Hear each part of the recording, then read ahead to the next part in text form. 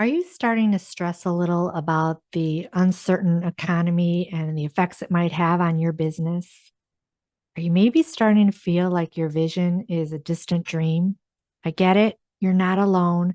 Many business owners that I've talked to lately are feeling that. But can I offer you some advice?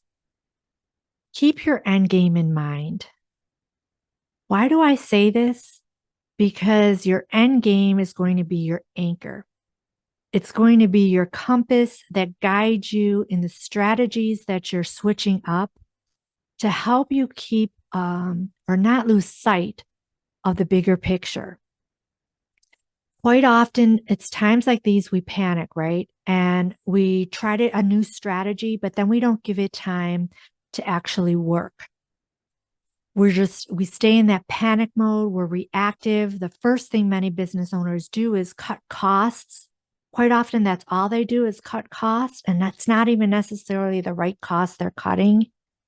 Or they worry and ask themselves, should I bother staying in business? But when you're thinking about your end game, it helps you to be more proactive and it keeps you looking forward. You're not going to be panicking anymore because you're not looking at the short-term window. Now, you're going to be creating strategies that you'll question because they're not the short-term results that you may be looking for. It's better because they're short-term results with long-term impact.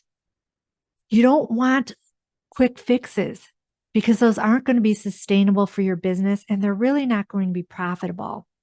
And if you stay focused on your end game, you're not going to be distracted by those overnight success stories or schemes. You're not going to be distracted by trends, and you're not going to be overanalyzing what your competition is doing and comparing it to what you're doing. Your end game is different. But again, it will ground you. And when you share that end game with your team, it will get them excited and they will help you start reaching for that goal because you know what? They're going to see that you're forward looking and that's going to get them excited. They're not going to be worried that you're worried.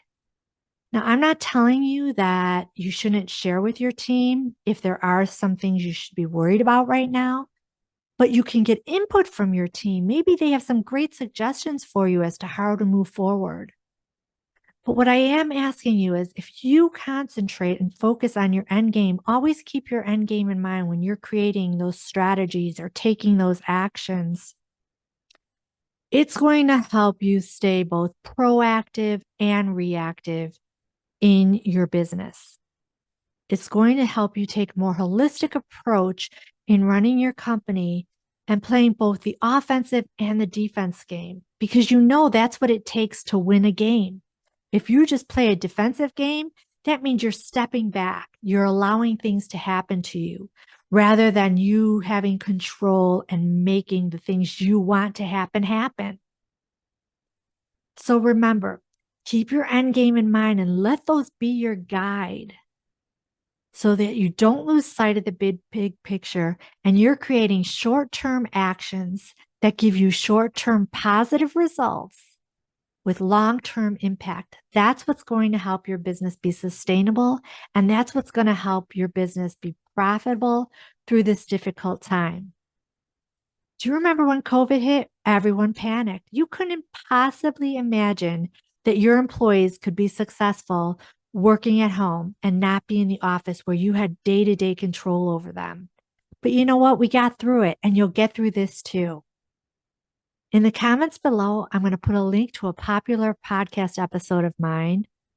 My podcast is Scaling with Intent, and the episode is Keeping Your End Game in Mind. Take a listen.